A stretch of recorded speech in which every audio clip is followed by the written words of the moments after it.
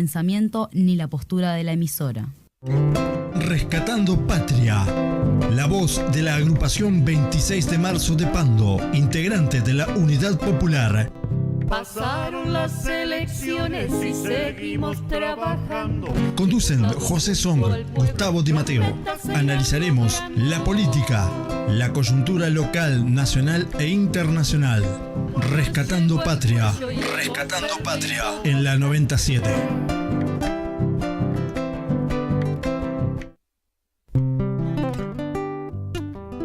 Muy buenas tardes, amigos. Buenas tardes, José. Buenas tardes, Gustavo. Estamos dando comienzo de esta manera a una nueva edición de Rescatando Patria, la voz del movimiento 26 de marzo de Pando y Barros Blancos. Y en la 90.7, Radio Ventura, Rescatando Patria lo podemos encontrar en el canal de YouTube. Ahí tenemos nuestro canal, nuestra página.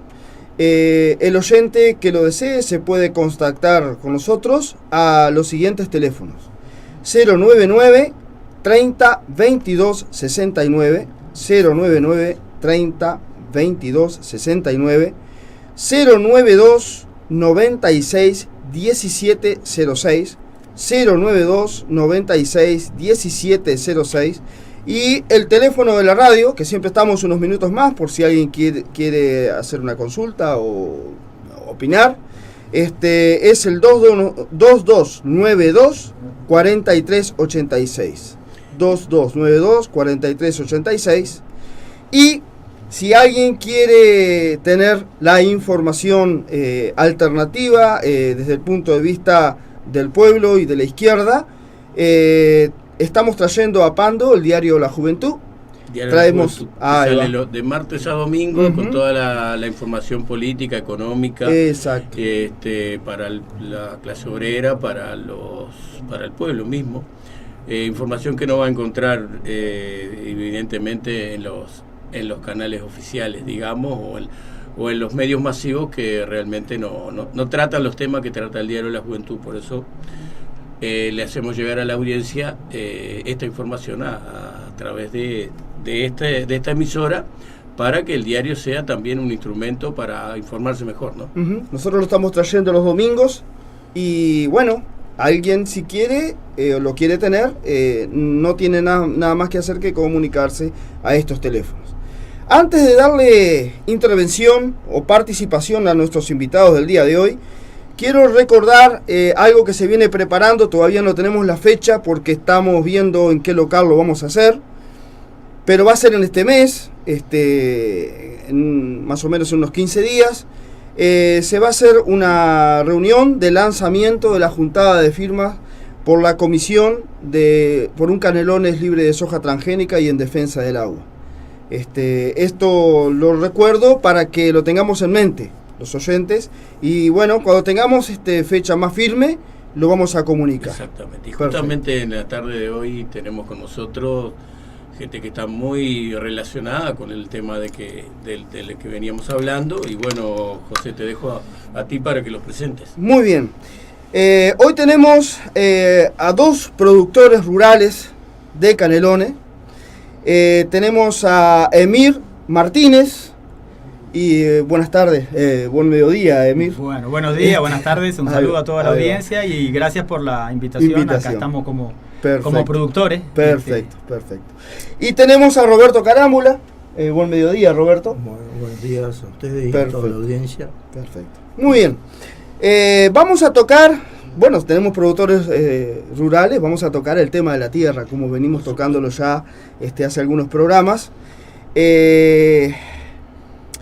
Queremos darles una bienvenida, queremos decir que nos expliquen en qué zonas se están moviendo, de dónde son, dónde tienen su establecimiento.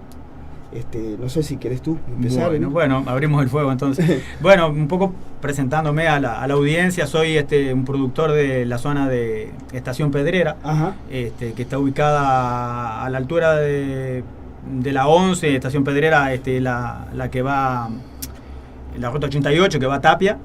Yo estoy ahí afincado con mi familia desde el año 90 más o menos, pero siempre estuve vinculado al tema desde chico con mi padre al tema de quintas, de plantar verdura, horticultura y ese tema.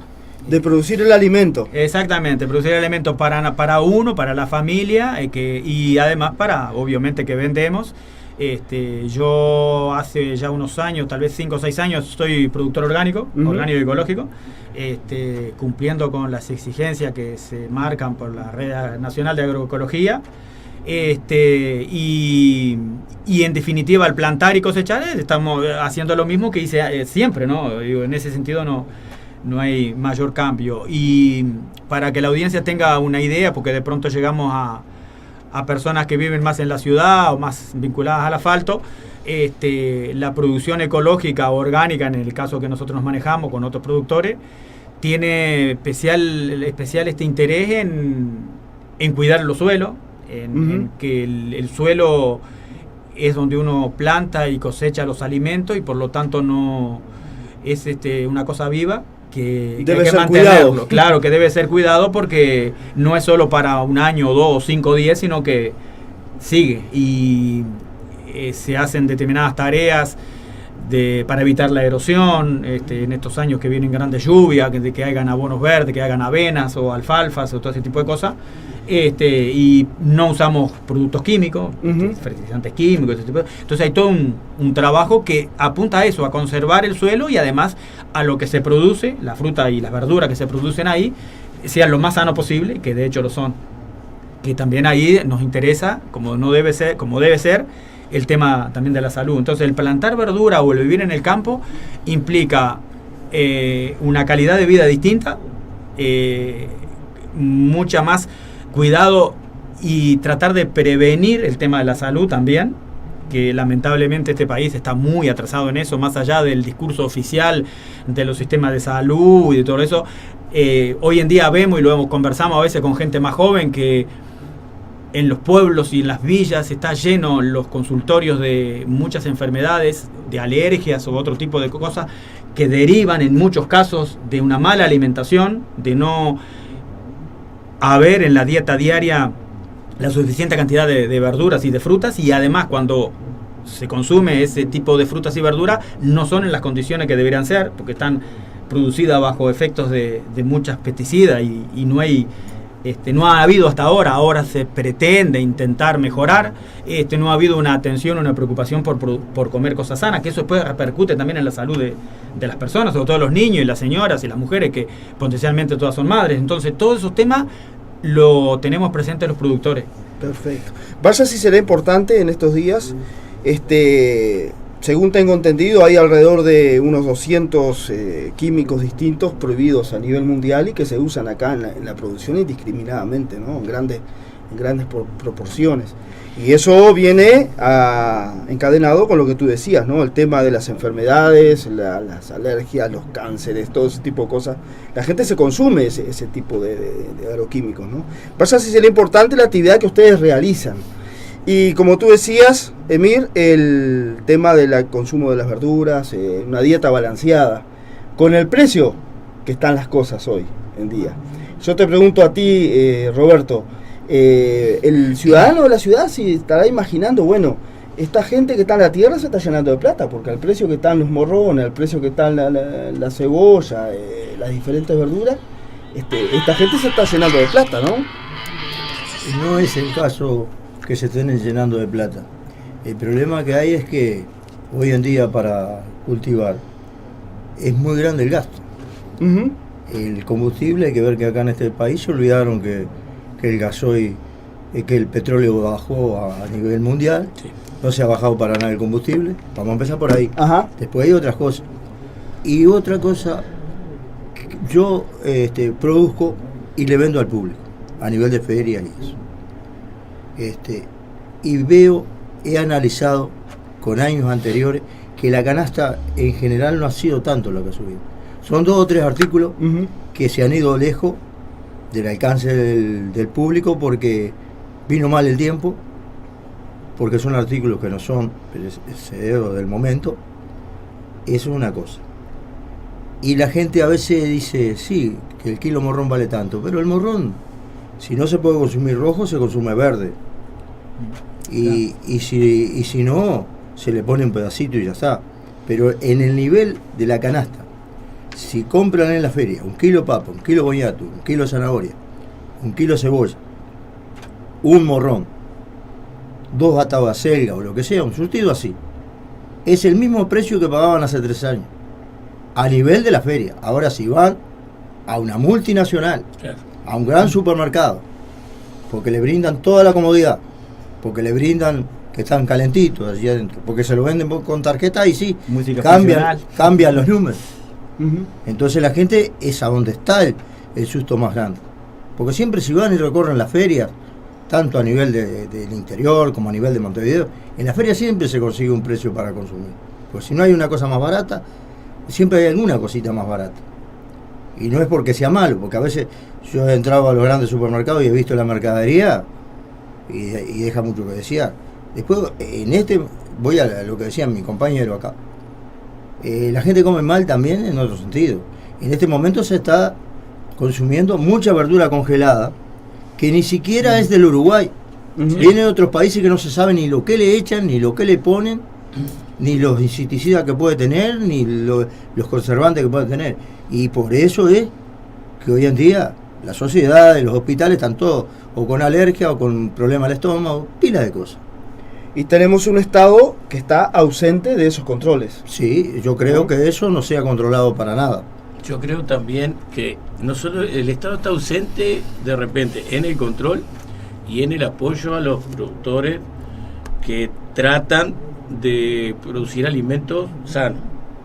Pero como decía Roberto, a mí me parece que el Estado uruguayo, el gobierno, sobre todo en los últimos 15 años, ha tenido un incremento de su apoyo y más bien de su exoneración de impuestos a las grandes superficies y a las multinacionales que, como dice Roberto, traen mercaderías de otros países que no sabemos lo que tienen. O sea que es una política de Estado que no beneficia justamente al productor, y eso repercute evidentemente en la salud de la población. O sea, son todos hechos que se van encadenando. No sé si estoy muy equivocado en mi apreciación. No, y que es así.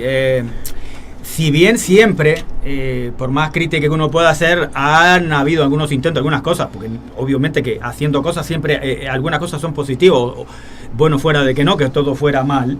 El tema es que un gobierno que llega por la izquierda supuestamente a ejercer la administración del país y aplica las mismas políticas en general económicas que aplicaron los otros gobiernos anteriores, por lo menos para no irnos muy atrás del 85 en adelante, y no han habido grandes cambios, y privilegia, por ejemplo, lo que nos enseñaron los viejos militantes de la izquierda del año 71, de la década del 60, que yo era chiquito cuando la década del 60, nací en el 61, pero que nos comentaban, que nos hablaban de aquel país financiero, de la ciudad vieja, de donde estaban los grandes centros económicos. Sí. Y eso hoy en día no ha cambiado casi nada. Hoy tenemos la zona franca, hay un montón de cosas. Entonces ahí está el corazón de la situación, que la política económica privilegia a los grandes transnacionales, a las grandes empresas, y es un sistema económico por encima de que no todas las personas lo sean. El sistema en sí es un sistema que se ha caído a pedazos, que se corrompió, claro. Y por lo tanto la plaza financiera uruguaya que el gobierno del Frente Amplio defiende y es partícipe de eso, es una concepción económica corrupta, porque no se tiene en cuenta al ser humano, claro, a las personas en definitiva, y al pequeño industrial, al pequeño comerciante, al productor de campo, claro. Entonces después las pequeñas cositas, los parchecitos que se han ido haciendo, al lado del gran agujero que ocasiona las políticas económicas que apuntan a privilegiar a otras cosas, como que no tiene sentido. Y ahora, yo decía hoy a lo primero, se está intentando hacer algunas cosas que bienvenidas sean en Canelones, con una mirada más ecologista. El tema es que van corriendo con la manguera atrás del incendio, que el incendio se prendió fuego, que está prendido fuego hace años. Entonces, está incendiada la pradera. Lo excelentemente que se haga de hoy y mañana no va a tapar el gran hueco y la gran desprolijidad que se hizo en los últimos 10, 15 años, que ya venía de mucho antes. Lo que planteaba acá, que decía él, el del tema de los productos que a veces no están prohibidos en Europa, Y acá se han usado, y el Ministerio de Agricultura y Pesca miró para otro lado. Claro. Y es peor, quienes desde el lado de los ingenieros agrónomos, de los medios que han planteado hace años, que han sido los menos, pero se ha venido planteando, científicos que han hablado de que por qué productos como el del sulfano o el glifosato, todo eso que están prohibidos en determinadas zonas, se vendieron durante muchos años y recién ahora se empieza a informarle a la gente y a exigirle a los productores que tengan un carnet de aplicador, por ejemplo. Pero después que se tuvo 10, 15 años tirando a mansalva pesticidas. Entonces, como que lo que se está haciendo hoy es un parchecito para lo que se hizo mal durante 10, 15 años, pero además una cosa que a los productores nos molesta mucho es que ahora no tanto, hace unos años se miraba con discriminación y con desprecio a quienes planteábamos esto y denunciábamos estas cosas. Hoy la realidad, el peso de los hechos está cayendo y está demostrando que no eran locos aquellas personas que informaban hace tiempo. Yo me acordaba el otro día del caso del científico Daniel Panario, por ejemplo, que hace 20 años planteaba el tema del agua. Todos le decían que estaba loco, lo tomaban del pelo los mismos colegas de él. Claro, él no se había vendido, él decía lo que él entendía. Claro. Ahora ni siquiera le dicen, bueno, tenía razón Panario. Y sin embargo, intentan ahora, desde el nivel oficial, hablar de que hay que cuidar el Santa Lucía. Sí, después que lo jodieron y que lo envenenaron. Y no fueron los productores pobres, los chicos y las familias chicas que lo contaminaron. ¿Quiénes fueron que lo contaminaron? Y ahí, en definitiva, fueron los grandes productores sojeros, los grandes megaproyectos de los agronegocios, y cae también algún productor chico, mediano, que obviamente, arrastrado por el sistema, es lo que yo decía, el sistema está corrompido. Entonces, a nivel de no haber políticas claras y definidas del Ministerio de Agricultura y Pesca, y acá también le cabe la responsabilidad a muchos técnicos que salen de la Universidad de la República y de la Facultad de Agronomía, que son meros vendedores de productos. Hacen una recetita, echarle tal cosa, echarle otra, y le tuvieron a los tamberos, a todos los productores, que ellos con la mejor buena intención, porque un tambero no es un científico que, si el técnico le dice, bueno, echa tal producto durante muchos años, obviamente que no es solo la responsabilidad del productor. Claro. Si ese productor tiene la información y se le va dando todas las pautas de información durante un tiempo, y después el productor no se culturiza y no aprende, ahí sí es responsabilidad del productor. Pero si al productor le venden a través de los informes de la televisión, de las grandes radios que comunican y venden y hacen mucho negocio con los agronegocios y con las grandes empresas transnacionales, y después que pasa determinado tiempo le dicen, pero el medio ambiente es responsabilidad de todo, sí, de todo, pero entonces informame, hace una política nacional de cuidado del medio ambiente, y además defender a los técnicos, obvio que sí, de ese tema, ¿no? Defender desde el Estado también a los técnicos que ellos mismos tienen y les pagan, que están interesados y involucrados en eso, y a veces arriesgan hasta perder un trabajo o cambiarlos de lugar. O a mí me decía un ingeniero que fue profesor de la universidad, dice, sí, nosotros planteamos estos temas de cuidar los suelos, hacer otra cosa, y hace unos años atrás como que se reían y lo tomaban del pelo los mismos colegas de ellos en la universidad. Claro. Ahora, yo le digo, ¿y qué dicen ahora entonces? Yo creo que, como te decía, hay mucha hipocresía. A nosotros nos vendieron el espejito de oro del Uruguay natural, cuando en realidad se estaba haciendo todo lo contrario. Ojalá lo fuera. Claro. Yo quisiera, porque acá lo que se ha fructificado en estos años ha sido los monocultivos. Monocultivo de eucalipto, monocultivo de soja. ¿En qué afecta a la tierra el monocultivo? Porque eso mucha gente, la audiencia de repente no está informada en eso. ¿Qué le hace a la tierra un monocultivo extendido en miles y miles de hectáreas? Claro. Habría que primero decir, bueno, en general en la producción, sea agroecológica o no sea, desde los principios de la historia, siempre se habló, incluso por parte de científicos o de ingenieros agrónomos que estudian la situación, y mismo los productores que vivimos en el campo, que la rotación de cultivo es fundamental. Claro. Lo que yo hablaba hoy, no plantar, 4 o 5 años boniato, cebolla o lechuga en el mismo lugar, porque si viene un verano seco y las quintas de riego tienen que meter mucha agua y el suelo se satura de humedad, y después en el invierno sigue lloviendo, entonces se cambia. Hay paperos que antes alquilaban un campo especial para plantar papa, porque las tierras de ellos las tenían saturadas. O sea, el mismo productor siempre trató, en la medida posible, de hacer rotación de cultivo. Estamos hablando de la horticultura, que de repente se plantan 5, 6, 7 cosas, o 4 o 5 cosas, y a veces no hay mucho margen en el predio para cambiar, pero se va mejorando y se va cambiando.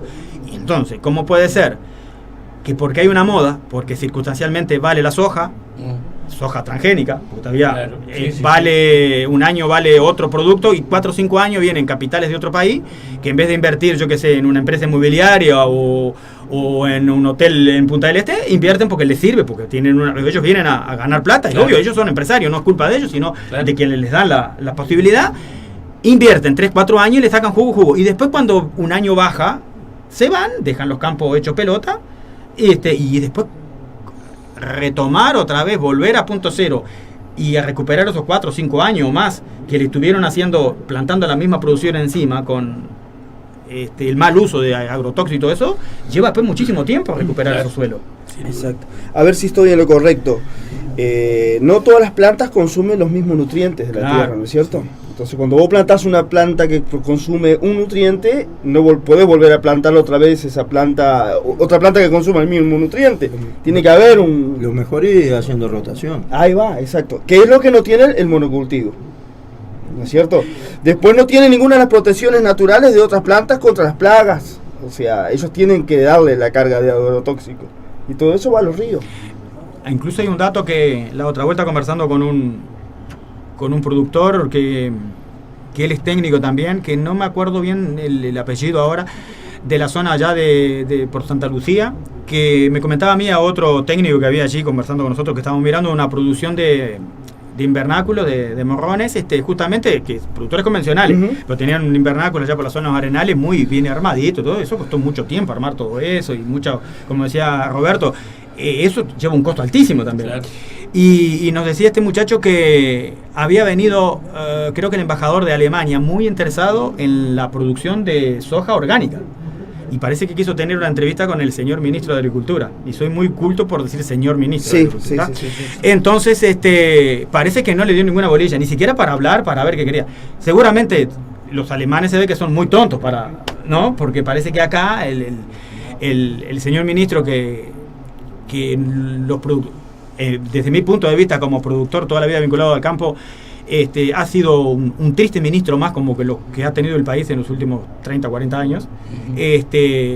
Un cajetilla que apunta a defender los grandes, y que también le ha sobrevolado el interés o la importancia de cuidar a la familia que vive en el campo, a los pequeños y medianos productores, que todos juntos somos muchos. El tema es que si se enfoca un pequeño productor que tiene 4 o 5 hectáreas, el otro que tiene 10, el otro que tiene 15, el otro que tiene un montecito de manzanas de 3 o 4 hectáreas, pero todo eso junto, a lo largo de un año, mueve mucho. Claro. Entonces, cuando se compara la inversión extranjera, parece que el inversor extranjero, la plata del inversor extranjero vale más que toda la plata de los uruguayos que mueven el país, en definitiva. Una preguntita, me da la impresión, por lo que ustedes están explicando, que en el campo hay productores y productores.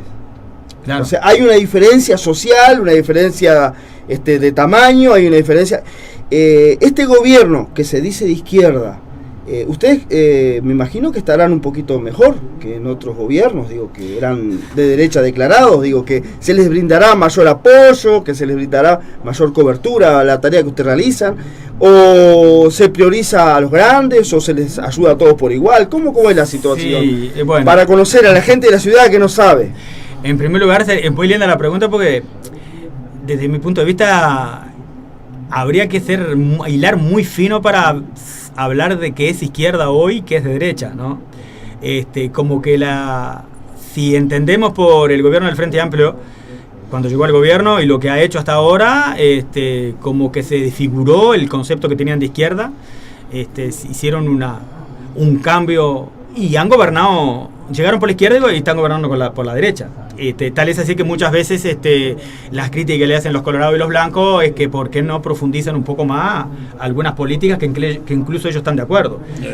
Yo recuerdo hasta hace un año o dos atrás que los blancos y los colorados elogiaban mucho a Story. Ahora parece que le han retirado un poco el cariño a Story, pero que siempre lo ponían como ejemplo, que se podía hablar, que se podía dialogar, y bueno, Story ha sido un poco el hombre visible de la economía del Uruguay.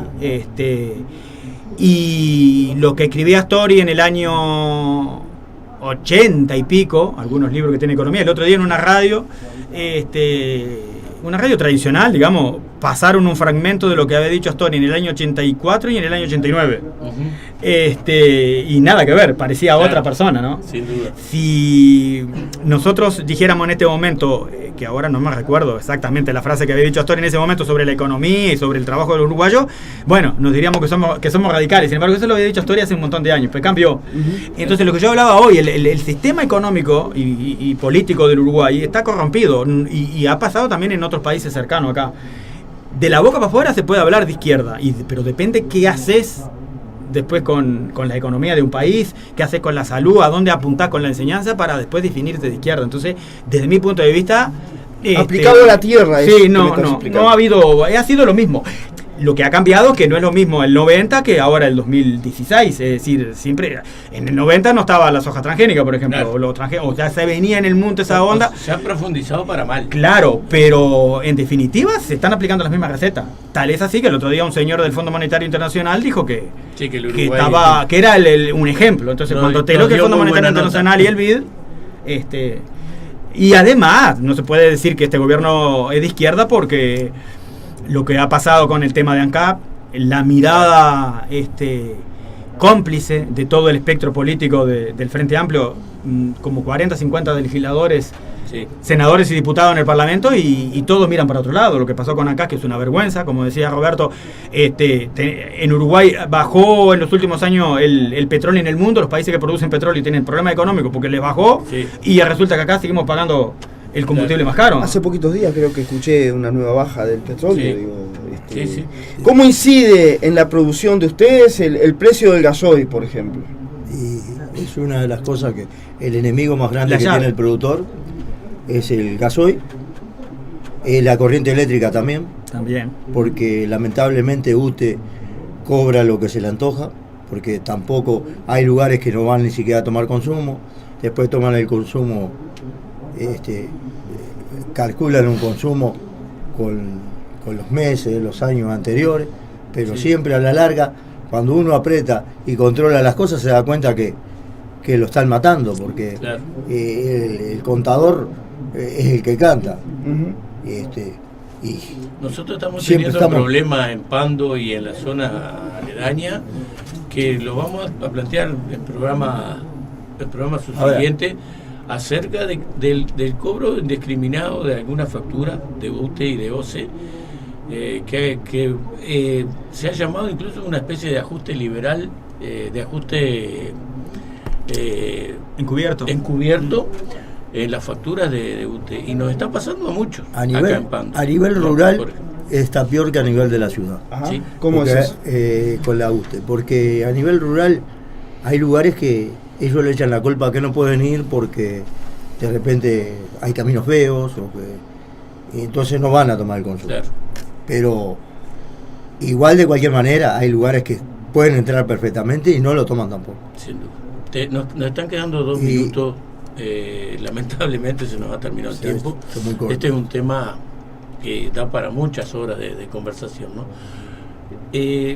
Lo que, para terminar, nos gustaría que ustedes nos dijeran cuáles serían las medidas que debería aplicar el Estado uruguayo y el gobierno uruguayo para revertir esta situación y volver a ser aquel país que fuimos, agropecuario, productor de alimentos, ¿no? Deberían ser medidas bastante radicales, ¿no? Una de las cosas que se tendría que tomar en cuenta es que la juventud no se nos vaya más del campo, porque hace 20 o 30 años atrás el hijo del productor se quedaba. Hoy en día el hijo del productor, si tiene la suerte de poder salir y estudiar, que a veces se hace difícil, porque yo tengo vecinos que lamentablemente no pudieron mandar a los hijos a estudiar porque de repente no tenían para comprarle un par de championes, un pantalón, y muchachos que hoy en día tienen 20 años, 18 años, no pudieron estudiar, quedaron por el camino. Claro. Pero habría que hacerlos estudiar, pero que a nivel que buscaran el estudio sobre el relacionado con el campo. Exactamente. Sí. Las escuelas agrarias tendrían que ser ya desde que están en la escuela, que fueran planteando eso. Y otra cosa, que los incentiven, porque también, por más que estudie, si en el campo no hay posibilidades, no va a sacar ni para comer, el botija se tiene que ir para otro lado. Y hoy Emir, por ejemplo, hoy por hoy, ¿cuál sería una medida al día de hoy, 2016, como para empezar a revertir? O sea, por ejemplo, prohibir los monocultivos. Sí. Yo creo, entre otras cosas, lo que pasa es que si se toman medidas aisladas dentro del mismo contexto, no sirven. Es decir, me parece que tendría que haber un vuelco. Claro. Y yo creo que toda la política. De priorizar la producción nacional. Y cuando hablamos de producción nacional no solo hablamos del quintero, del hombre y de la mujer que viven en el campo y producimos alimentos, hablamos de todo el trabajo nacional, pero en este caso el campo. Yo voy a decir dos cosas. El caos que hay en las grandes ciudades, en las grandes metrópolis, Montevideo, área metropolitana, por ejemplo, con el tema de los menores, de la delincuencia, todo ese tema tan candente que se habla siempre por encima. Sí. Paralelamente a eso, desde la década del 60 empezó la inmigración del campo a la ciudad. Es decir, por ahí está la llave. Ahí hay un tema que tenemos hoy incluso en algunas zonas entre Tapia y Míguez, por ejemplo, zonas que antes eran caminos de tierra y ahora están caminos con piedra, que se puede transitar medianamente correcto, y transitas kilómetro y kilómetro y todo solo campo. La gente se ha ido de ahí. Escuelas con 2 niños, las que funcionan, un maestro para 2 o 3 niños, y por otro lado tenemos en las zonas del Camino Maldonado, en las zonas de Toledo, las áreas de ciudad metropolitana de Montevideo, la Costa de Oro, todos los problemas sociales que todos sabemos, ¿no? Entonces, dos cosas campo, claro, entre otras cosas. Incentivar la vuelta de los jóvenes al campo. Porque no siempre la ciudad le ha dado respuesta. Hay mucho más, como hablamos hoy, con estos sistemas económicos que apuestan a los capitales pasajeros, golondrina, y no a lo permanente. La familia que está en el campo es una gota permanente de producir. Y después, que no se queja Astori, que el otro día en ADM, en unas mesas muy lujosas ahí con buenos vinos, dijo que entre otras cosas la economía parece que no le dan los números a él porque la suba de frutas y verduras. O sea, toma un hecho circunstancial de 2 o 3 cosas, como dijo Roberto, y que subieron por el tema de lo grande. Digo, si para Astori la producción de frutas y verduras, que en el mercado entran 40, 50, 60 productos nacionales que se elaboran acá, es tan gravitante para que el país se funda o no se funda, entonces que el Ministerio de Agricultura tenga otra política entonces para el campo, y plantamos el doble de producción y está bárbaro. O sea, no lo salvó entonces ENSE ni la pastera. Parece que el tema era la fruta y la verdura. Nosotros les agradecemos muchísimo la presencia de ustedes acá hoy. Como decíamos, el tiempo es corto, pero ya los estamos convocando para próximos programas para volver a este tema que es fundamental para un poco ir, como nosotros decimos en otros programas, ir rescatando patria, ¿no? Bueno, por mi parte, muchas gracias. Agradecemos muchísimo. Muchas gracias a ustedes y sobre todo por el interés del grupo de ustedes. No todas las colectividades políticas, no todas las fracciones políticas de los distintos partidos, ojalá tuvieran el mismo interés por el tema agroecológico y el tema de la producción, de verdad. Sí, ojalá que los representantes que están cobrando buenos sueldos en el Parlamento se interesaran y fueran a mirar en un país en donde dicen que no hay que discriminar, que está muy bien, y donde hay política de integración, pero todavía sigue siendo de la boca para afuera. Ojalá un día se aplicara lo que se dice con los hechos. Y muchas gracias por venir. Gracias por venir. Y nos estamos reencontrando el próximo sábado con una nueva edición de Rescatando Patria.